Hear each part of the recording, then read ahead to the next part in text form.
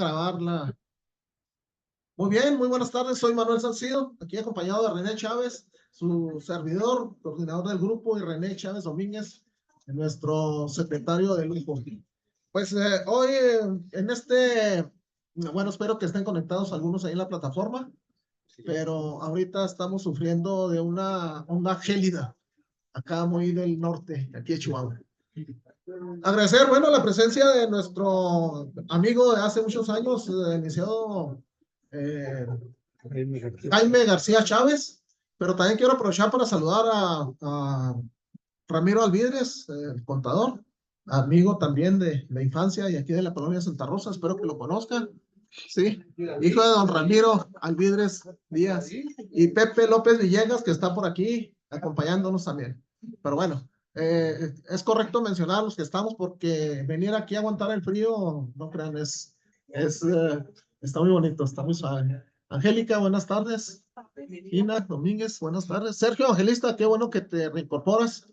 Y luego con este frío sabroso. Allá está Memo Cervantes aguantando el frío. Viene enchamarrado y tapado totalmente. Estelita también. Laurita Fer, Arqui Duarte. Viene muy guapo. Parece que va a ser el expositor. Bueno, por allá atrás ya no alcanzo a ver. Allá está el licenciado Rodríguez, el licenciado Chao. Bueno, okay. Muy bien. Muy bien. Pues miren, hoy tenemos la exposición México 68 por parte del licenciado Jaime García Chávez. Le voy a pedir a René Chávez Domínguez nos dé la semblanza de nuestro conferencista. Gracias. Sí, ¿qué tal? Buenas tardes, compañeros aquí presentes y los que nos acompañan allá vía remota. Vamos a ver si nos acomodamos por aquí.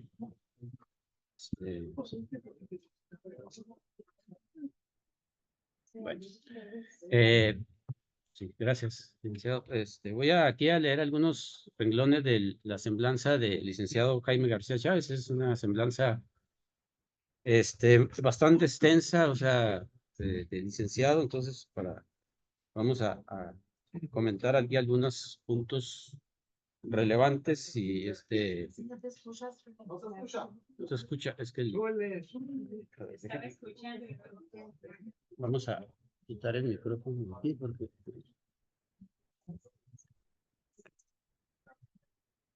sí, ok, plata, bueno, espero que allá en la ahí En la nomás. plataforma se escucha muy bien, René. Perfecto, gracias. Bien, el licenciado Jaime García Chávez, él la educación primaria y secundaria en escuelas oficiales de Chihuahua y superior en la Universidad Autónoma de Chihuahua. Hizo sus estudios de licenciatura. Entonces, su tesis profesional es la reforma política en México, que examina la construcción del Estado mexicano, centrándose temáticamente en la reforma iniciada por Jesús Reyes Oradones. Tiene un sinnúmero de publicaciones, les voy a leer algunas. Amistad Universitaria, codirector del periódico El Martillo, 1972-85, fundador y director del semanario La Calle, colaborador del diario de Chihuahua, accionista, fundador del periódico La Jornada, editorialista político del Heraldo de Chihuahua, y actualmente del norte de Ciudad de Juárez, donde publica semanalmente. Colaborador de las revistas Azar, Expediente Abierto, Coyuntura y La Jornada del Sur. También participa con su análisis en el canal 28 de televisión y en múltiples diarios digitales como El Pueblo, El Silenciero, Ahora Mismo, Juárez Noticias, entre otros. Y en los últimos años ha publicado diversos libros que van desde las preocupaciones democráticas, pasando por el análisis político electoral partidista hasta los contenidos de corte sociológico, ensayístico y literario. Tales estos libros como La visión a la maldad, Chihuahua, fuegos bajo el agua, La resistencia de la memoria, La cruz de clavos, Muerte sin casa, Pide posada, PRD, transición y riesgo de elección de Estado, el PRD y una reforma laboral para la transición, manual para elaborar plataformas electorales, la reforma política en México, el crimen sí se paga, apostar el resto. Entonces, pues son algunos de aspectos del currículum aquí del licenciado Jaime García Chávez, que es nuestro ponente de lujo el día de hoy, con este tema interesante, México 68. Entonces, sin más, le voy a ceder aquí los micrófonos al licenciado García Chávez. Adelante.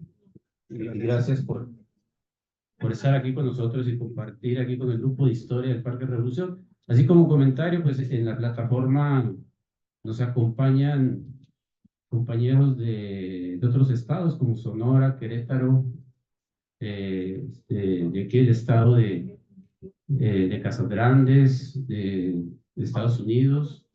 Entonces, pues es ya un grupo, y ya somos más de 60 integrantes. Entonces, ha crecido el grupo y hemos diversificado nuestras pláticas hacia compañeros que, pues, apoyados en la plataforma Zoom, ¿verdad? Entonces, pues, bienvenido, Liceo. Gracias.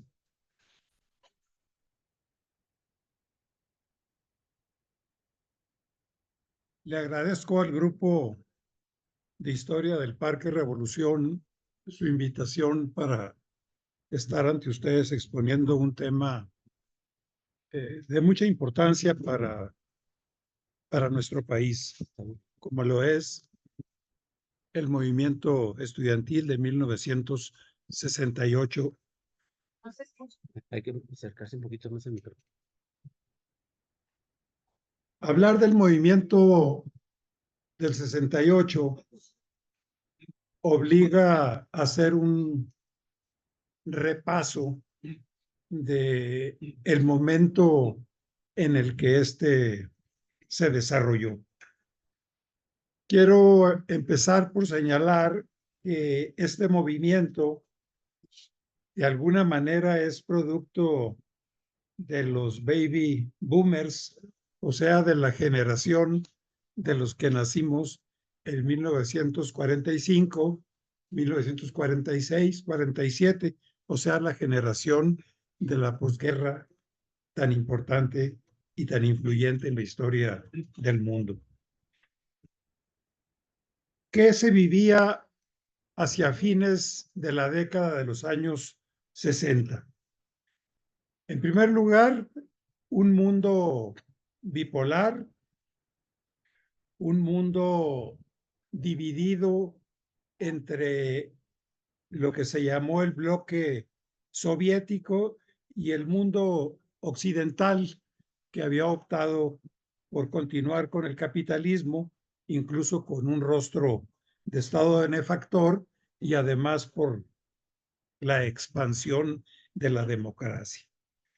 Vivíamos en aquellos tiempos un mundo en el que había un equilibrio atómico. Las potencias disputaban militarmente con el gran riesgo de una conflagración que pudo haber puesto en peligro la viabilidad misma de la humanidad en su circunstancia biológica y desde luego en muchos otros aspectos. También vivíamos un mundo que estaba terminando con el colonialismo. África, Indonesia, en muchas regiones se dieron movimientos de descolonización muchos muy influyentes. El gran acontecimiento de este proceso pues fue la Revolución China, que acabó con un colonialismo extendido en Asia en una parte fundamental, pero que avanzó incluso hacia la toma del poder por el Partido Comunista Chino, dirigido por Mao Zedong. En lo regional, pues, ¿para qué? Es una obviedad recordar la Revolución Cubana, el triunfo de el movimiento 26 de julio, y pues la llegada al poder de el equipo de Fidel Castro, el Che Guevara y otros. La guerra de Vietnam era fundamental, y en la vida personal de todos, pues estaba la influencia de nuevas estéticas, de nuevas formas de percibir el mundo, la belleza, la participación en la cultura, la etapa del rock and roll que luego pasa a rock, y desde luego nuevas formas de querer y amar, las nuevas eróticas. Es la era de la píldora anticonceptiva, que también contribuyó a esa expansión de baby boomers a la que hago alusión. México vivía en una aparente calma.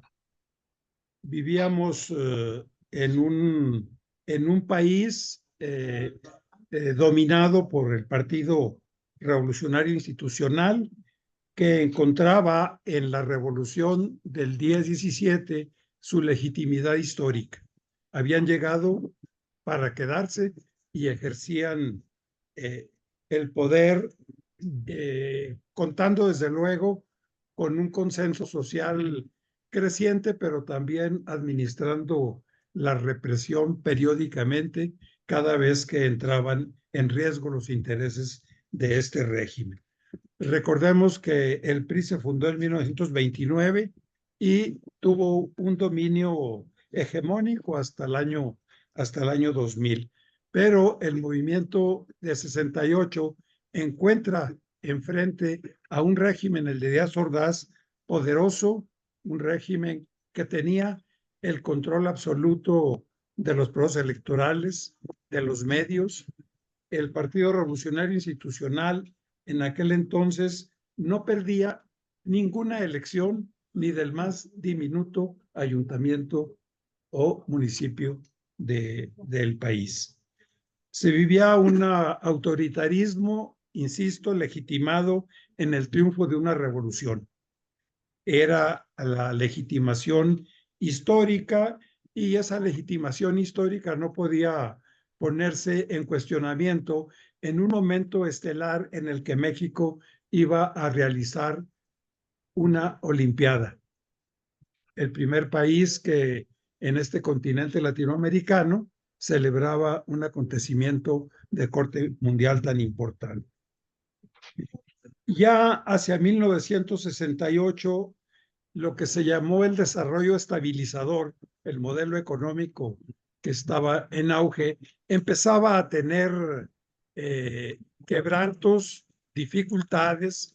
La sustitución de importaciones no había generado un desarrollo fuerte del capitalismo. Simplemente habría que recordar que en 1965, al amparo de la Secretaría de Comercio que encabezaba Octaviano Campos Salas, se crea la primera maquiladora en Ciudad Juárez. Desató un auge en un modelo económico de otro corte. Había un proceso de pluralismo creciente. Ciertamente no había oposiciones partidarias vertebradas, articuladas, pero había en el ámbito de la cultura y del desarrollo intelectual del país, pues críticas muy profundas a lo que estaba aconteciendo en el país. Quizás no con la contundencia que los jóvenes del 68 queríamos, pero había ya un proceso incipiente de pluralismo que despuntó y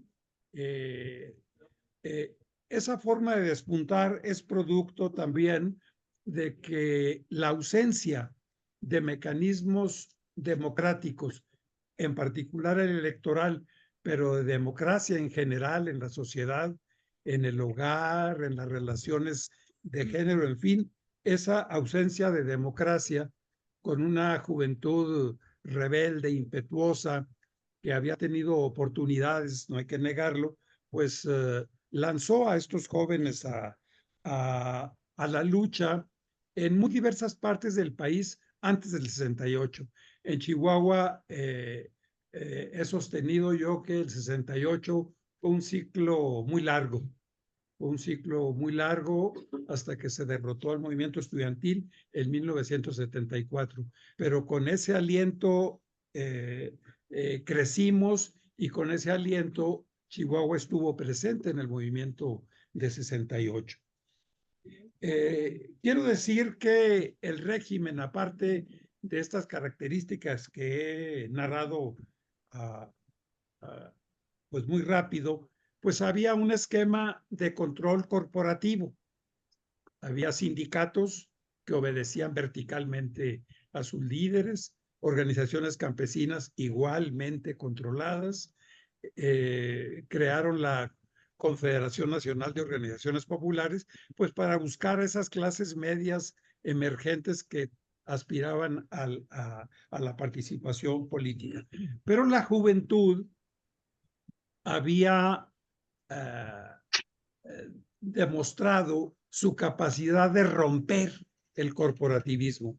Y entonces la Gran Confederación Nacional de la Juventud, que era un sector del PRI como lo era la CNC o la CTM, pues entró en crisis y dejó de ser el aparato de control, igual que la Federación Nacional de Estudiantes de Técnicos o la Federación de Estudiantes de Guadalajara, que siguió adelante durante mucho tiempo con mecanismos gangsteriles asociados a la ejecución de disidentes, o sea, una etapa plagada de muerte en el estado de Jalisco.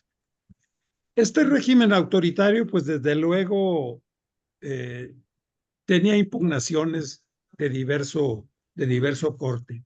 Había un movimiento socialista y comunista que, pretendiendo instalarse en la clase obrera, dio batallas muy importantes, batallas que luego se van a entroncar con el movimiento del 68. La huelga ferrocarrilera de 1959, pues fue una huelga que produjo una buena cantidad de presos políticos, como Valentín Campa o Demetrio Vallejo, cuya exigencia de libertad fue una de las demandas centrales del movimiento estudiantil de 68. O sea, porque ellos eran un doble emblema de la exigencia de democracia, por una parte, en general, la defensa de la... ¿No se puede conectar con tu compu el Zoom? ¿Eso puede conectar con tu...? Alguien está hablando en el Zoom. Bueno, correcto. Perdí el rumbo. Recordamos a Demetrio Vallejo y a Valentín Campa. Ellos eran emblemáticos en la lucha por las libertades democráticas, en cuanto que habían ejercitado derechos laborales como la huelga, la lucha en contra de la corporación obrera, del control del Estado sobre el movimiento obrero, y el resultado es que habían ido a parar a la cárcel junto con otros artistas, intelectuales y políticos. La exigencia de libertad de Vallejo y de Campa, pues es una de las demandas esenciales del movimiento del 68, que hay que verla precisamente en su correlación con el tema de la ausencia de democracia y la exigencia de democratización del país. A muy grandes trancos podríamos decir que se planteaba en aquel entonces que este régimen debía cambiar y el movimiento estudiantil del 68 fue una advertencia, fue un reclamo, fue una lucha profunda en contra de ese autoritarismo. Y nos hacíamos en aquel entonces dos preguntas centralmente. Después vino una tercera pregunta que obtuvo una respuesta que fue por donde transitó este movimiento en una perspectiva histórica larga. Queríamos cambiar el régimen desde afuera. O sea, nos empeñábamos en transformarlo a partir de una lucha profunda que iba incluso en la versión más maximalista, pues la conquista del poder político o simplemente cambiar cosas sustanciales. Eso no fue posible y la represión se hizo presente. Había otras corrientes que también aspiraban a democratizar el país, pero desde adentro, o sea, instalados en el aparato estatal o en el aparato partidario o en alguna de estas corporaciones, pugnaban porque se diera un proceso de aligeramiento de ese autoritarismo. Recordemos que por aquel tiempo fue presidente del PRI Carlos Alberto Madrazo, un tabasqueño que como todos los presidentes del PRI, lo puso el presidente de la República, pero resultó medio difícil. Incluso Madrazo estuvo aquí en Chihuahua, pronunció un discurso vehemente que en sí mismo contenía el reclamo de una rectificación con base en las ideas de la Revolución Mexicana. Eran los tiempos del general Giner, que por cierto es el que hizo este parque, un gobierno militar muy confrontado con la sociedad. Bueno, pues Carlos Alberto Madrazo fue para los jóvenes un referente de mediana dimensión. Yo recuerdo que chihuahuenses fueron a entrevistarlo a la Ciudad de México y por ahí hay algunas misivas de Carlos Alberto Madrazo a los estudiantes de Chihuahua para formar una organización cívica para seguir luchando. Carlos Alberto Madrazo, pues como ustedes saben, murió trágicamente. Siempre quedó la duda de si se había derribado un avión para eliminarlo a él. Se puede conjeturar lo que se quiera. Pero no dejemos de visualizar que había esa tercera posibilidad, que era la ruptura adentro del régimen. Que los que estaban adentro ejerciendo el poder rompieran en un determinado momento y abrieran una posibilidad para cancelar este autoritarismo. Esa ruptura se dio en México en 1988, 20 años después del movimiento estudiantil, y es importante recordarlo porque una de las interpretaciones de este movimiento es precisamente que es el que desencadena desde afuera del Estado, de sus organizaciones, la transformación democrática del país. Como toda afirmación es relativa, tiene matices, habrá quien piensa que esto es absolutamente certero y habrá quienes piensan que pues es un antecedente o simplemente que se haya quedado en un momento que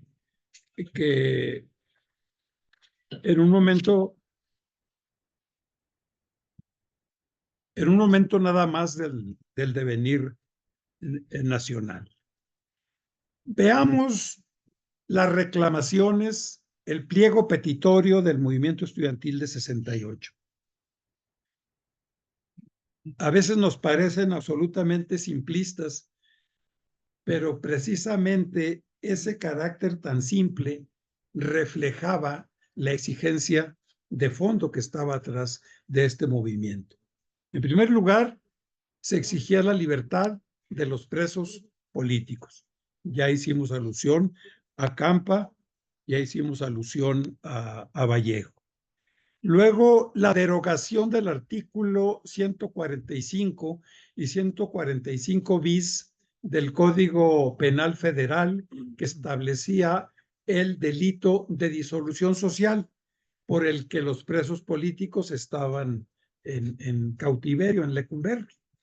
Esta figura de la disolución social se generó durante la Segunda Guerra Mundial. Era un tipo legal demasiado amplio. Cualquiera podía cometer ese delito. Cualquier conducta podía tipificarse y ir a los tribunales. Pues desde luego no hubo aquí ningún movimiento que discrepara de que México se incorporara a la Segunda Guerra Mundial, particularmente en el Pacífico. No hubo necesidad de aplicarlo para mantener una consistente unidad nacional, pero como era tan laxo, era tan generoso desde el punto de vista del autoritarismo, pues quienes eran acusados del delito de disolución social eran los sindicalistas, Vallejo, Campa, muchos otros, David Alfaro Siqueiros, en fin, no tiene caso recordarlos a todos.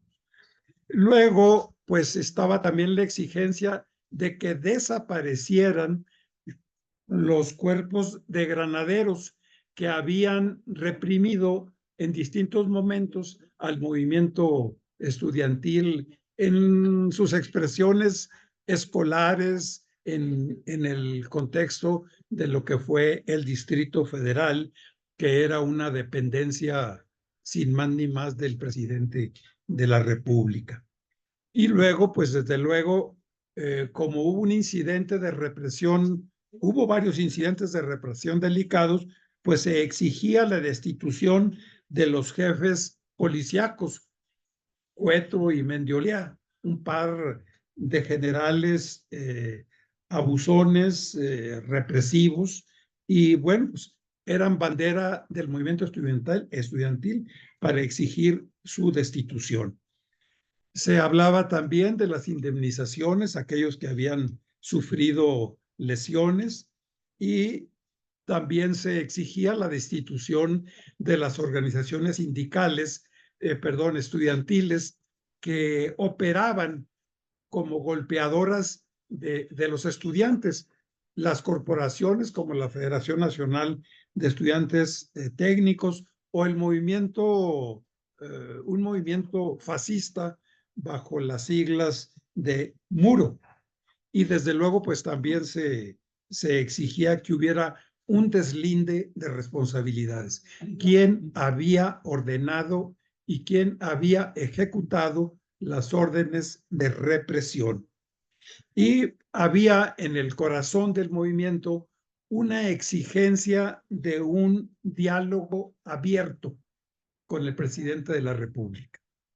Se exigía que el presidente de la República compareciera en un espacio abierto a deliberar con los estudiantes universitarios y con los estudiantes del Instituto Politécnico Nacional. Obviamente que una exigencia de diálogo a un presidente autoritario, represor y despótico como Díaz Ordaz, pues contó con la oposición completa, y la respuesta fue que había conspiradores que estaban tratando de desestabilizar el país, que estaban tratando de impedir la celebración de las Olimpiadas, y hubo una derivación represiva en varios sentidos.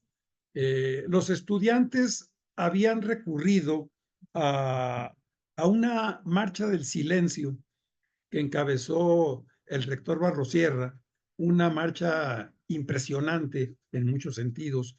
Quizás no ha habido otra igual en su género, pero ni eso contuvo la represión que se actualizó cuando el ejército toma la ciudad universitaria de la UNAM, cuando se toman los edificios de Zacatenco, donde estaba el Politécnico, está el Politécnico Nacional, y desde luego la tragedia del 2 de octubre en la Plaza de las Tres Culturas. O sea, ahí concluye una etapa, se pasa a la Olimpiada y aparentemente a la derrota de este movimiento estudiantil. Digo yo aparentemente porque reflexionando con algunos de los líderes del movimiento estudiantil 68 en la Ciudad de México, con diversos líderes, en diversos momentos a lo largo de muchos años, se fue actualizando la idea de un historiador notable que es Fernando Braudel, que empezó a hablar en la historia de la larga duración. O sea, no ver los acontecimientos históricos como algo de coyuntura, que llega y se va. El 68 mexicano, como si nada más hubiera sido en el 68, en 1968. O que fueran movimientos de corta duración. Pongamos, por ejemplo, los movimientos ferrocarrileros, huelguísticos del 59. Se lanzan a la lucha, los derrotan, interviene el ejército, van a la cárcel y como aparentemente se acaba. No, aquí ni coyuntura exclusivamente, ni desde luego corta duración, sino una larga duración. Quiere esto decir, porque simpatizo yo con esta idea de Braudel, que lo que aconteció en el 68 tuvo consecuencias que llegan hasta nuestros días. Yo haría un paréntesis y diría que llegan hasta 2018 con el arribo de Andrés Manuel López Obrador a la presidencia y que empieza un ciclo diferente al que me voy a referir al final de esto. Mientras eso pasaba en diversas partes del país, en Chihuahua también pasaba exactamente lo mismo, con unas características especiales. Aquí en Chihuahua habíamos tenido movimientos muy fuertes estudiantiles, movimientos campesinos también muy fuertes, corrió sangre. Se había intentado tomar un cuartel en Madera en 1965.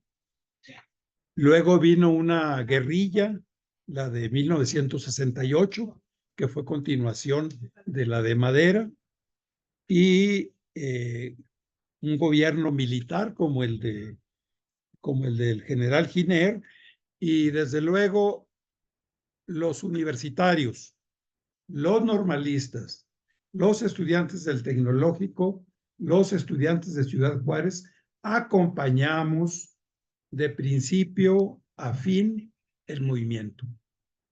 En aquel entonces tuvimos que soportar que el gobierno y la rectoría nos tratara como menores de edad, de kinder, porque suspendieron las clases durante varios meses para impedir la movilización de los estudiantes, cosa que no lograron, porque los estudiantes, particularmente los universitarios, pues salimos a las calles y acompañamos todo el movimiento. Yo recuerdo, como anécdota, que viviendo yo aquí en La Quinta y Aldama, el día 3 de octubre, pues iba a tomar el taxi para la escuela y leí que había habido algo en la Plaza de las Tres Culturas. Y entonces empezaron a llegar las noticias. Por aquí había un compañero Siqueiros que vivía aquí en una casa que está aquí cerca del parque, pues que informó lo que había pasado, que había habido una masacre, ¿verdad?, con la presencia del ejército, y con motivo de ese hecho, aquí en Chihuahua realizamos una movilización estudiantil muy, pero muy numerosa.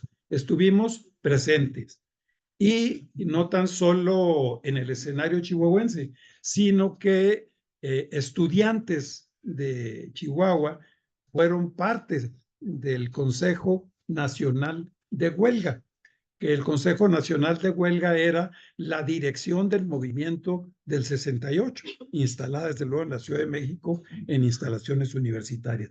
Aquí nos acompaña José López Villegas, que perteneció a este Consejo Nacional de Huelga, y otros compañeros para no retrasar las cosas. Doy un brinco para decir que el 2 de octubre después nos trajo el 10 de junio del 71. O sea, en el 71 se intentó en la Ciudad de México que renaciera el movimiento.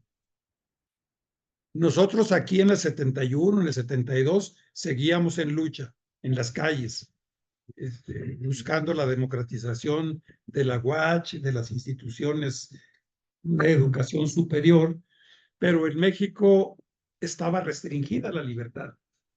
No se podía salir a la calle, se tenía pavor. Había llegado al gobierno Luis Echeverría Álvarez, que fuera el secretario de Gobernación de Gustavo Díaz Ordaz y co-responsable de la represión al movimiento del 68. O sea, era una continuación de los que habían reprimido. Y el 10 de junio, cuando salen los estudiantes en la Ciudad de México a manifestarse, reciben un ataque de una fuerza paramilitar que eran los halcones. Es reprimida la manifestación y eso disparó las cosas hacia las armas. O sea, la lectura que se hizo fue de que a este país no le quedaba más rumbo que tomar las armas y deponer al gobierno.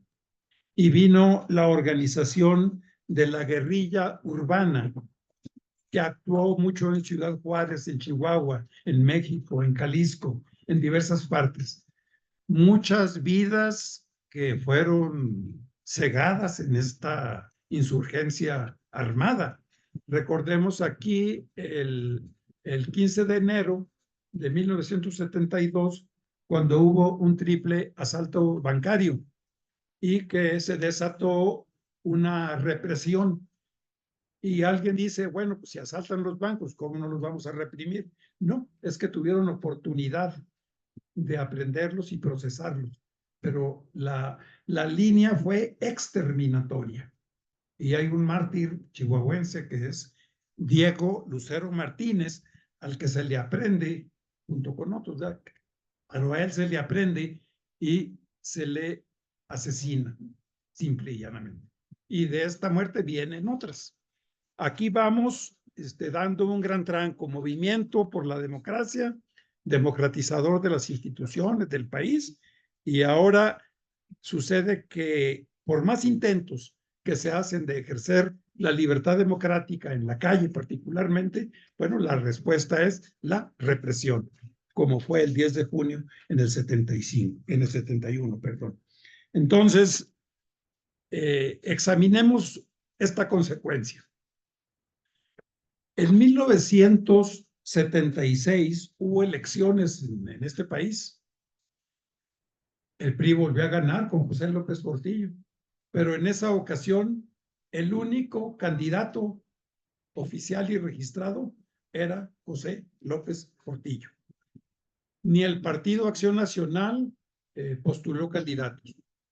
Y hubo desde luego una candidatura no registrada, privada de sus libertades constitucionales, como fue la de ese preso político que ahora se convertía en aspirante a la presidencia de la República, Valentín Campa, que obtuvo 1 millón de votos. Ahora que Putin ganó las elecciones por casi el 88% de los votos, pues no debemos olvidar que igual estuvo López Portillo, o sea, El PRI podía ponerse los votos que quisiera. ¿Cómo? Pues en parte, ¿no? Y entonces eso no podía continuar.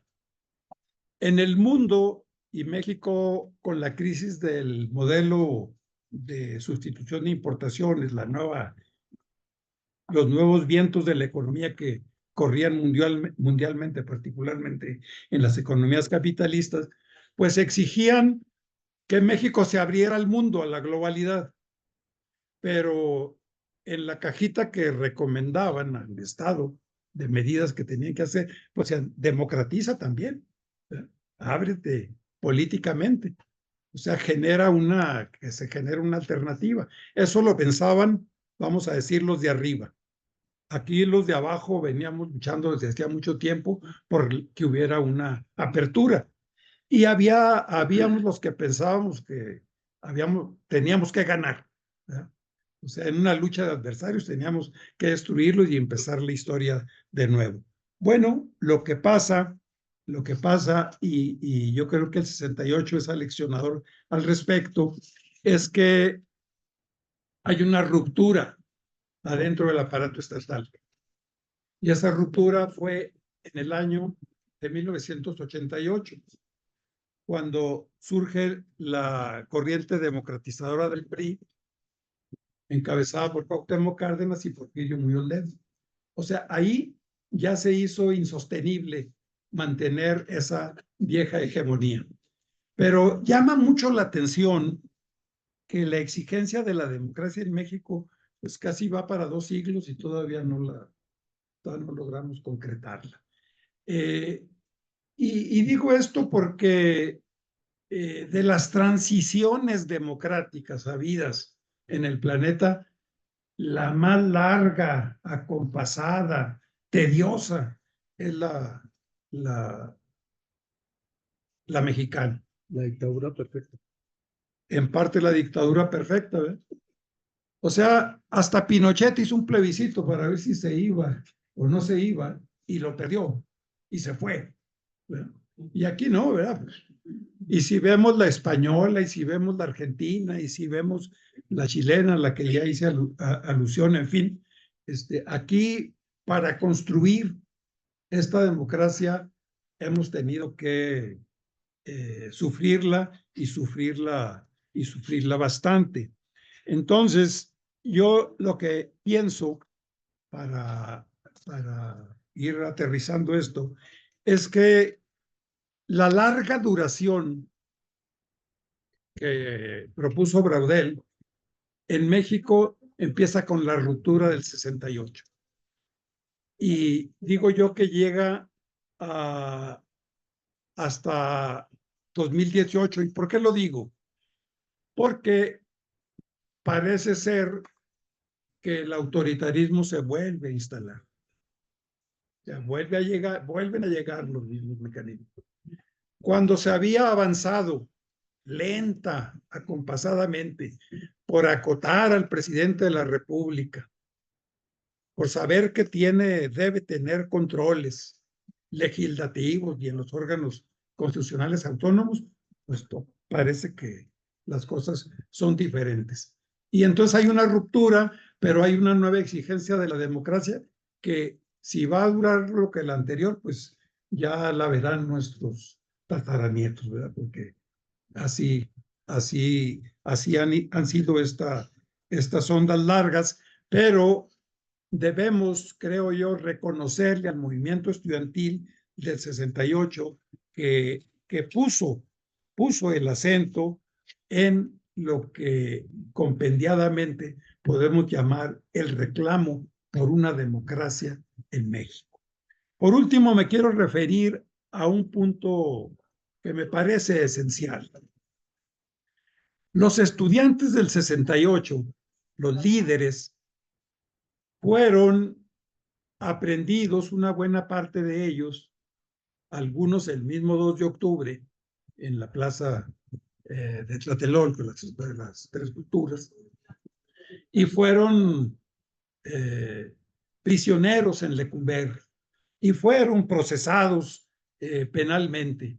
Y todos fueron condenados.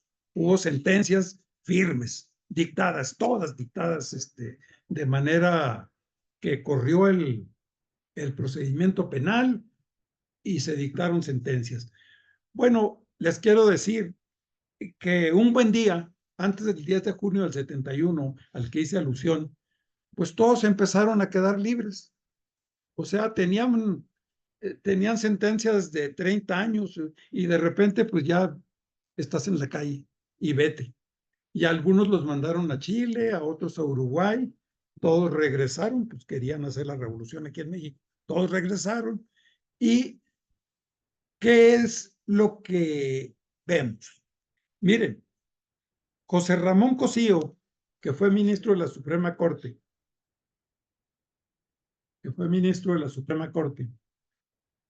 y que hoy es opositor a la Cuarta Transformación,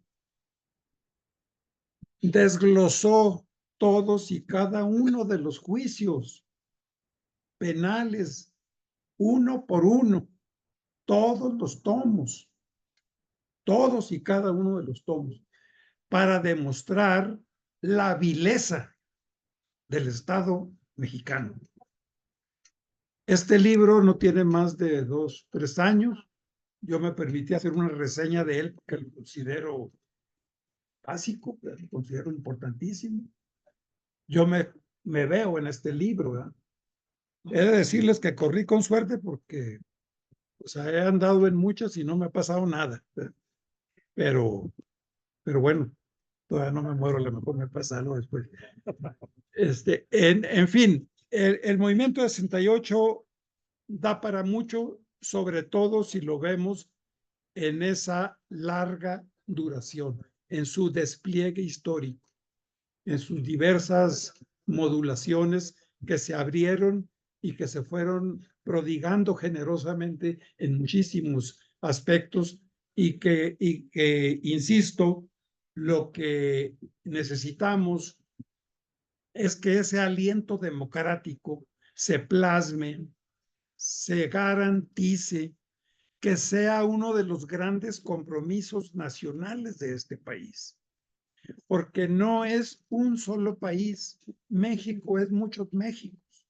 México se puede desbaratar en cualquier momento. Las potencias imperiales todavía pueden aspirar a desmantelarlo. Ahora el crimen organizado se pasea libremente por todas partes. Ya son un factor. Antes eran los capitalistas y los obreros y los estudiantes, pues ahora son los delincuentes organizados, porque aparte tienen capacidad de fuego y para pelearle a las fuerzas del orden, cuando son leales con la ley, tienen capacidad de pelearles y hasta ganarles. Y hoy, estados, por ejemplo, Chiapas, hoy en estos días, Chiapas que se unió a México, ¿verdad? Es la única entidad que se unió a México, celebrando un plebiscito, hace mucho, ¿eh? Pero votaron pertenecer a México. Bueno, pues ahora Chiapas, que estaba bien o relativamente bien en cuanto a paz social, y ahora es una calamidad. Las carreteras no se puede andar por ahí. O sea, crimen. Entonces, ¿por qué necesitamos la democracia? ¿Por qué necesitamos entendernos? Pensar que alguien tiene la verdad absoluta en un puño y que la puede imponer, eso es absurdo, es incorrecto.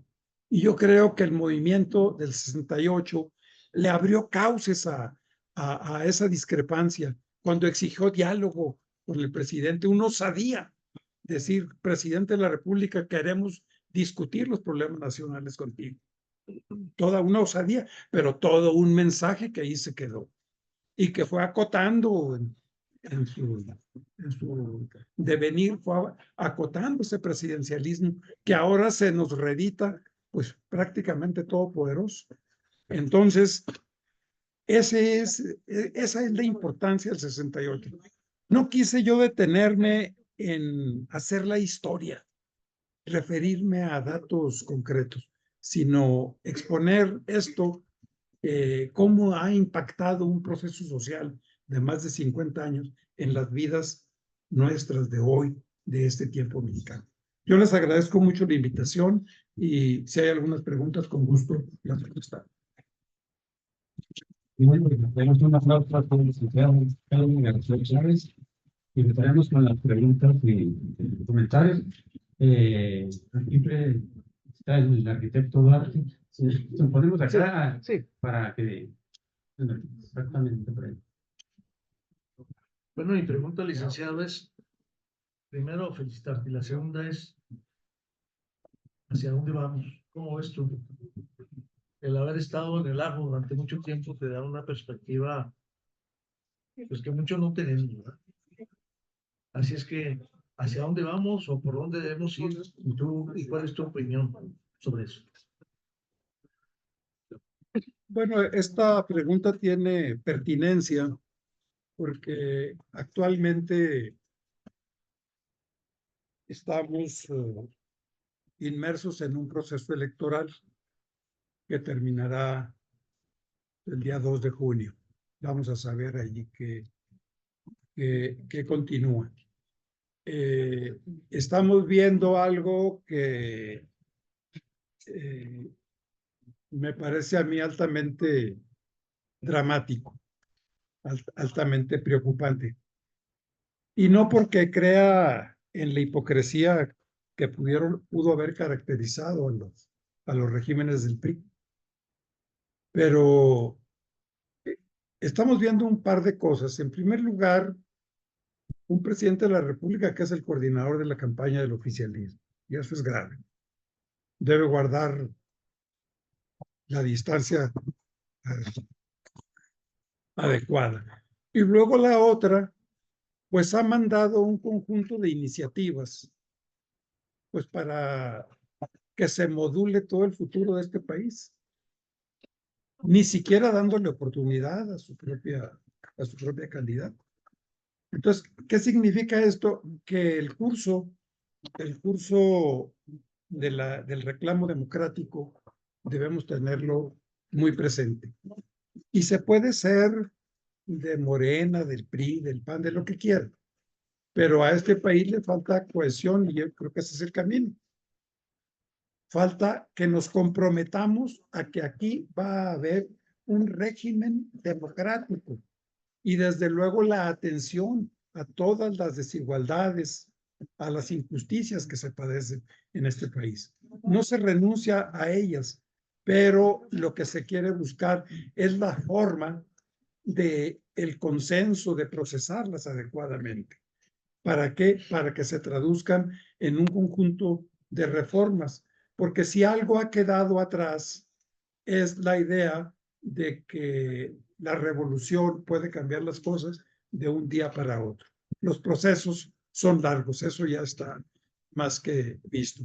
Yo quise hacer un apartado exponiéndoles cómo los estudiantes del 68 tuvimos o tienen grandes simpatías por el pensamiento marxista, pero me hubiera llevado pues a una reflexión más larga pues en esta exposición.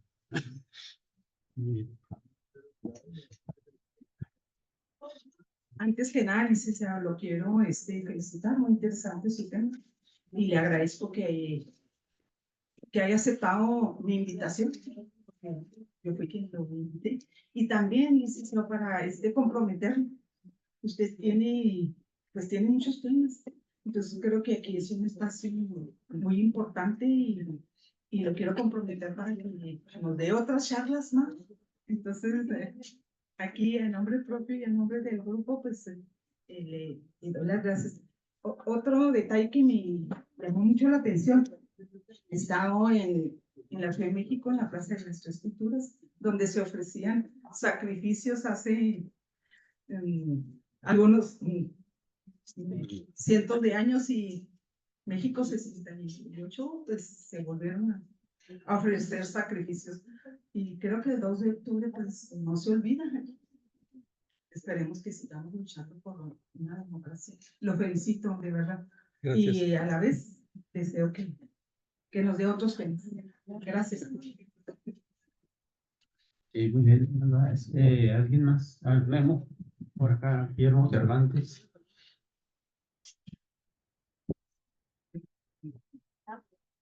Muy bien, buenas noches a todos. Seguimos como antes, me da mucho gusto saludar aquí al profesor. Ahí me decía, ¿sabes? Para felicitarlo, pues muy interesante plática. Ok, aquí en la ciudad de Chihuahua, el 15 de enero de 1972, yo era un chaval de 15 años cuando de repente estaba en la Guay y nos dijeron, nadie sale. Nadie puede salir porque hay un conflicto aquí cerca, aquí en la calle Ocampo y 20 de noviembre. Hay una balacera, nadie puede salir. Entonces, allá por el canal, el 25, cayó muerta una vecina ahí yo vivía ahí en la calle Morelos 14, y cayó muerta una vecina que vivía por ahí por la calle Allende y décima, la estudiante Avelina Gallegos. Y fue tiroteada, cayó a balazos en el 25, en la calle 25 y mi canal. Entonces, a raíz de ese movimiento, pues hubo mucho, pues sí, mucha desconfianza y aquí en Chihuahua se desató mucho. Después fue la huelga de la preparatoria de la UASH, donde también hubo muchos enfrentamientos, sobre todo en los campos el campo universitario, ahí cerca de la avenida Universidad.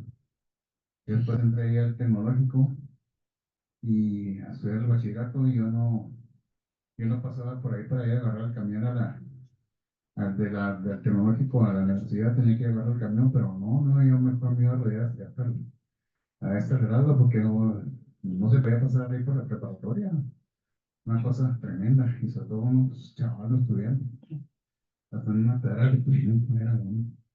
Y entonces, pues sí, fue un momento crítico, difícil, pero superamos. Inclusive la gente me veía en la calle con los libros y nos gritaba estudiantes. Me decían estudiantes asesinos, así. Bueno, pues la culpa era ser estudiante, no asesino, pues éramos estudiantes nada más y usaba el estudio. Y a continuación, pues sí estuvo pesado todo eso. Después fue el secuestro allá en Monterrey, el señor ¿cómo se llama? De la cervecería Cuauhtémoc, Zarzada, que también ocurrió, pues un momento de mucha crítica, ¿no? Me criticó ese secuestro.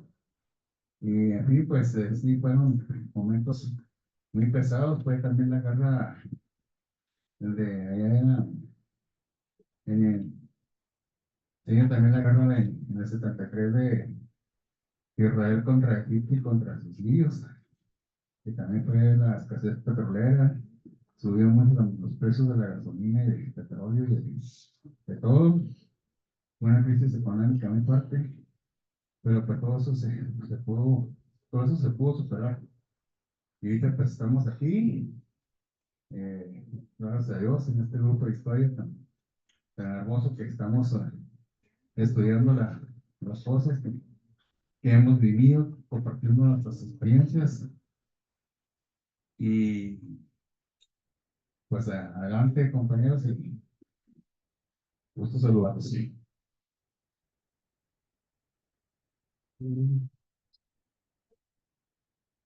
¿Alguien más ahí bueno, está el ingeniero Muñetón en la plataforma? Adelante, ingeniero. Sí, gracias, ingeniero. Desgraciadamente entré un poco tarde a esta charla, hombre, qué pena. Entonces, he leído o tengo entendido, vamos a decir, que la vileza del gobierno ocasionó dos respuestas del pueblo o de parte del pueblo. Por un lado, los movimientos armados, como el de Lucio Cabañas, la Liga 23, etcétera.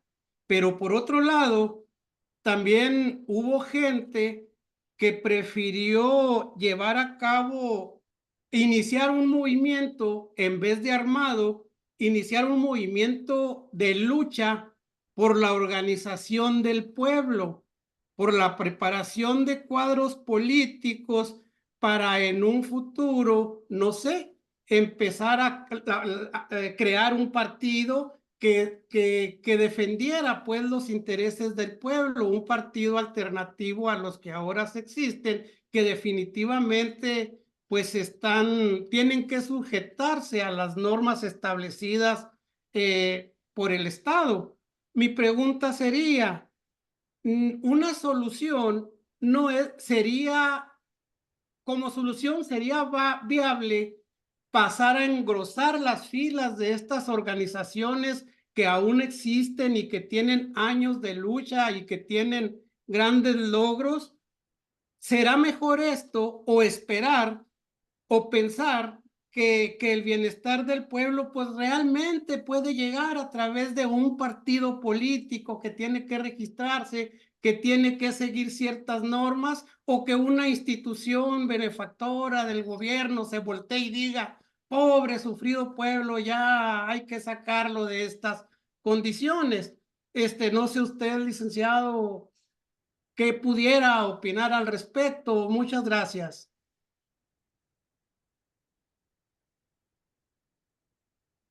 Nosotros tenemos una historia muy particular.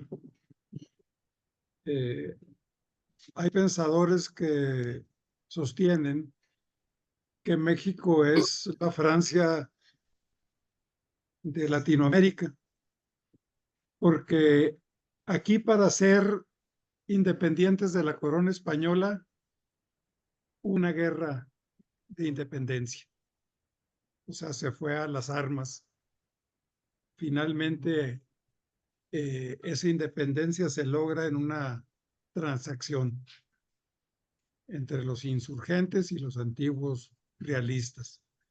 Después, con la promulgación de la Constitución de 1857, pues de nueva cuenta hubo necesidad de una guerra de 3 años para que esa Constitución fuera reconocida. Y la batalla se ganó en Calpulalpan, fue una guerra. La revancha fue pretender instalar un imperio y se fue a buscar a una corte europea, a un emperador. De nueva cuenta, armas, guerra, violencia. ¿Para qué les voy a decir? La revolución de 1910-20, pues fue una vía violenta para transformar al país. Todos estos movimientos ofrecieron metas siempre en beneficio de la gente. De tal manera que hay una tradición histórica que dice que solo de esa manera se pueden lograr las cosas. Y aquí, precisamente, en esta etapa que he comentado, aquí en Chihuahua, en 65, intento de un asalto a un cuartel en Madera, después una guerrilla en el 68, en la que mueren todos, y el 68, en lo particular, a mí me enseñó que había que apostarle a los grandes movimientos sociales, porque un pequeño puñado de hombres y mujeres, pues difícilmente iban a lograr las grandes transformaciones. Pero mucho la tradición, mucho los ejemplos, el ejemplo cubano de la guerrilla de Fidel Castro, muchos se veían entrando en blindados en la Ciudad de México triunfantes. La realidad es que toda esta sangre que se derramó en la guerrilla urbana particularmente, pues llevó a la reforma política para inducir una forma de participación que ya la había habido antes. Recordemos aquí Chihuahua, que ha sido insurgente. En 1956, Luis H. Álvarez, candidato del PAN, ganó las elecciones. Esa elección yo la he estudiado a fondo. Una cosa me llamó la atención en los números. Todos eran números cerrados. ¿Cuántos votaron por un partido? 200,000. ¿Cuántos votaron por el otro? 50,000. ¿Cuántos votaron? O sea, siempre un número y puros ceros. No había fracciones. Éramos la democracia de la exactitud numérica. Una insurgencia. Porque ese partido era el único que tenía posibilidades. Legalmente era el único partido registrado y además con un credo democrático. Un credo democrático que ya lo abandonó hace tiempo, pero tenía un credo democrático. Tanto es así que en 86 se repite aquí en Chihuahua. En 83 el PRI tiene su primera derrota histórica vía las urnas en el estado de Chihuahua. La primera derrota histórica. Iba precedida de la presencia de la guerrilla, de la insurgencia urbana con las armas. Entonces, pues se ideó una reforma. Cuando llegué a platicar con Porfirio Muñoz Ledo, que entonces estaba él en el aparato estatal, dice que Reyes Heroles, que fue el que diseñó la primera reforma política, dijo, hay que meter a 100 pajaritos a la jaula, ¿verdad? Que canten allá adentro en la jaula, adentro, ¿verdad? A Porfirio le gustaban mucho esas metáforas, ¿no? O sea, que la idea era meterlos, que ahí dijeran todo lo que fuera. Pero la democracia siempre tiene muchos vericuetos y muchas alternativas en el camino, cuando existe. ¿Qué se creó a partir de la reforma de estos años de fines de la década de los 70? Pues se creó un sistema electoral preponderantemente mayoritario en el que el PRI iba a seguir ganando, pero se iba a crear una oposición con una mayor presencia. Y entonces entraron nuevos partidos, el Partido Comunista Mexicano principalmente, que había venido buscando la incorporación a las luchas electorales. Se fundaron otros partidos como el Mexicano de los Trabajadores con Alberto Castillo. Y en el 88, ¿qué vimos? Que el ingeniero Cuauhtémoc Cárdenas, que ganó las elecciones en 88, la presidencial, pues lo ganó con partidos, pues vamos a decir, de segunda, como el PPS, el Partido Auténtico de la Revolución Mexicana. O sea, los partidos no importaban absolutamente nada. Había un fermento social que estaba llevando las cosas en una dirección diferente. Y a partir de ahí, y esto hay que tenerlo muy claro a mi modo de ver, los cambios en este país tienen que ser no violentos. Ahorita es una locura pretender hacer un cambio violento cuando la violencia del narcotráfico y de la delincuencia organizada está a la orden del día como para pedir una cuota adicional de sangre. Los cambios tienen que ser pacíficos. Tienen que ser pacíficos. Pero cuando digo pacíficos no significa que sean no enérgicos. Cuando sale la gente a la calle, aquí en Chihuahua la gente ha salido muchas veces a la calle. En Chihuahua, y aquí el que me precedió se refirió, y creí que se iba a referir al secuestro del profesor Antonio Becerra Gaitán. Al profesor Becerra Gaitán lo secuestraron el 2 de octubre de 1969, cuando estábamos en la plaza, una manifestación multitudinaria, recordando el 2 de octubre del 68. Ese día lo aprenden y se lo llevan al campo militar número 1. ¿Quién lo rescató? La sociedad chihuahuense, porque salieron por cientos a las calles, a grado tal de que se impuso como necesidad reintegrarlo a Chihuahua. Chihuahua tiene sus características especiales, pero se logran las cosas, pero se necesita que la gente actúe, que no sea nada más de tarde en tarde o que la ciudadanía sea perezosa y actúe cada vez que le da su gana y luego se retira a vacacionar varios años. O sea, se necesita participar. Se necesita participar. Y esa participación va a evitar que en este país siga derramándose la sangre. En esta elección, principalmente, esta elección que viene, principalmente el tema es la seguridad pública. El Estado ha fracasado en la seguridad pública. Miles y miles de gentes muriendo mes a mes, año a año. Es un fenómeno que viene de más atrás, pero las estadísticas sí ahí están.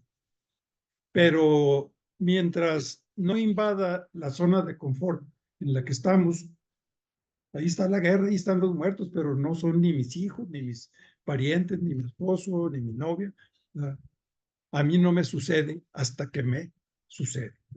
Entonces, tenemos que apostarle a una democracia activa, participativa, a una reforma de la posibilidad de tener partidos políticos. Fíjense, paradójicamente, yo acostumbro, aunque está muy desprestigiado andarse presentando así, yo me presento como político. Podría presentarme como otra cosa, como abogado. Digo, ¿qué eres? Soy político. ¿Y por qué soy político? Porque la política es una actividad fundamental. Aún siendo abstinentes o neutrales, estamos haciendo política. Política es la ciudad, es estar, es la convivencia, es la deliberación, es saber entenderse.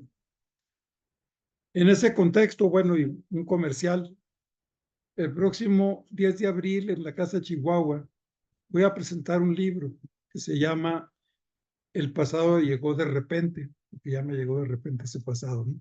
Y es la reflexión sobre esto, la reflexión incluso colectiva. Hemos estado reflexionando sobre el acontecer nacional, local, en el día a día, demostrando que hay alternativas, que hay pensadores que aunque están muy distantes de nuestro país, repercuten aquí, que estamos pensando, que habemos ciudadanos que pensamos. Pero siendo político, no, actualmente no pertenezco a ningún partido. ¿Por qué? Porque para mí el sistema de partidos en México está podrido. Es una partidocracia podrida, ¿no? O sea, véanlo ustedes en las candidaturas, los líderes partidarios, todos en plurinominales, en vías pavimentadas. Hasta Javier Corral ya resultó de Morena. O sea, ese fenómeno hay que visualizarlo muy bien, porque no se vale estarse quejando en la casa con los puños bien apretados ahí entre las bolsas. Tenemos que salir. Tenemos que acudir a las convocatorias que hay, a las buenas convocatorias cívicas que hay. Tiene que haber una ley diferente que permita que los partidos políticos se puedan crear con mayor flexibilidad, ciudadanizar la política, que sea de todos, no nada más de una pequeña facción o de pequeños aparatos que son los que deciden. Recuerdo, me comentaban gentes que estuvieron en el evento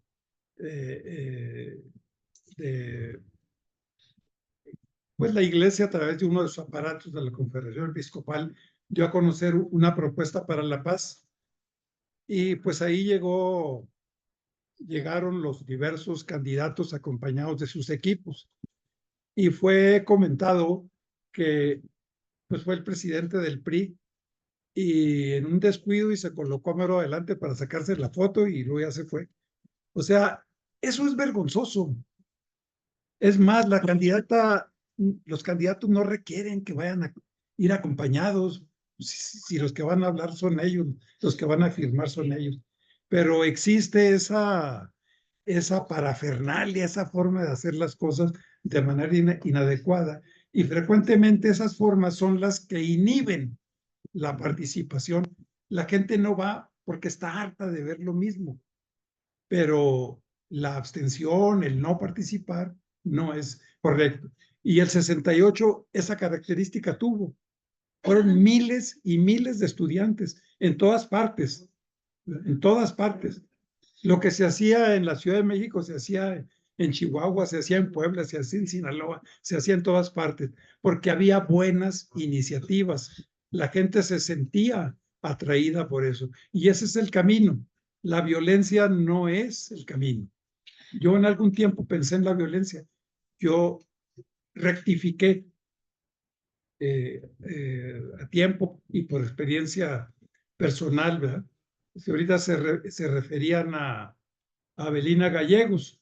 Yo puedo decirles que como apellido García, ella era mi condiscípula, era la que estaba en la siguiente banca. Y un día ya no llegó porque la habían matado, ¿verdad? Afuera de un banco, expropiando un banco, ¿verdad? O sea, esas cosas son fuertes, ¿verdad?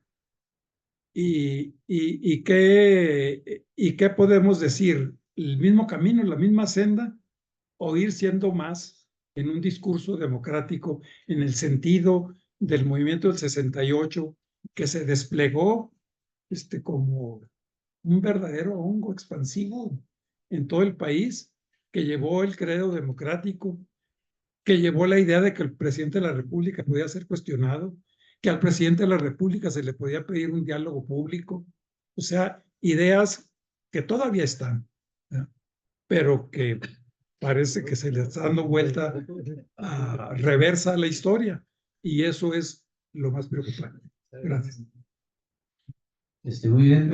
Última participación del ingeniero Alderete.